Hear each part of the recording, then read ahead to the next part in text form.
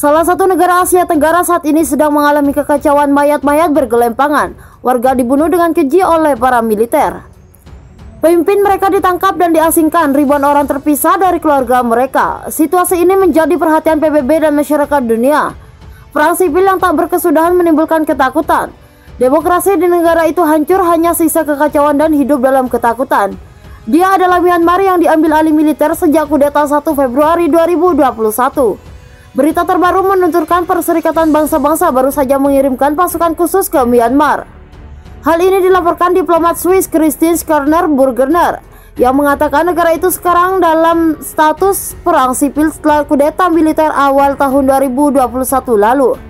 Burgener sendiri sebelumnya adalah agen khusus yang dikirimkan PBB ke Myanmar, yang akhirnya mundur dari jabatannya itu setelah menjabat 3,5 tahun. Menurut penilaiannya, warga Myanmar akan tetap melanjutkan menahan kudeta militer dan banyak yang menulis kepadanya, "Kami lebih baik mati daripada menerima diktator militer baru." Ia juga mengatakan kesempatan menempatkan Myanmar di jalan demokrasi kini semakin kecil. Kemungkinannya seperti dilaporkan Forbes dari Reuters Kamis kemarin.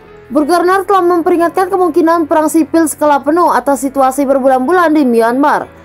Mengikuti kudeta militer kejam Februari lalu kala ratusan korban terbunuh dan pemimpin pemerintah ditahan, termasuk Aung San Suu Kyi dan anggota partainya. Ketika ditanya apakah negara tetangga Indonesia ini sudah mencapai titik terburuk perang sipil, ia menjawab, "Dalam terminologi internasional kita menggunakan konflik bersenjata internal dan aku akan menggunakan terminologi ini sekarang." Dan bahwa militer tidak punya kepentingan berkompromi atau berdialog menurut Reuters. Pihak-pihak yang berseberangan dalam konflik ini telah berlomba-lomba mewakili Myanmar di PBB yang akan diputuskan oleh anggota Dewan Umum PBB akhir tahun ini. Burgener menyebutkan sanksi yang menarget Myanmar akan membantu. Ia juga mengatakan sangatlah penting bahwa pemerintah-pemerintah dunia dan PBB tidak menunjukkan penerimaan kepada junta dan melindungi keinginan orang-orang yang ikut voting setahun lalu untuk memilih pemerintah Suu Kyi. Kudeta militer Myanmar atau junta militer Myanmar terjadi pada 1 Februari ketika junta militer mengambil alih Myanmar. Hal ini dilancarkan setelah partai Aung San Suu Kyi memenangkan pemilihan umum dengan kemenangan mutlak melawan oposisi dukungan militer. Militer menghalau protes dan pro-demokrasi dan telah membunuh 600 orang sejak saat itu. Menurut kelompok monitoring yang dikutip dari New York Times, Amerika Serikat dan sekutu-sekutunya termasuk Kanada dan Inggris telah menerapkan sanksi terhadap rezim politik beberapa bulan setelah terjadinya kudeta. Sementara itu, Aung San Suu Kyi sedang dalam tahanan rumah dan akan diadili oleh junta militer.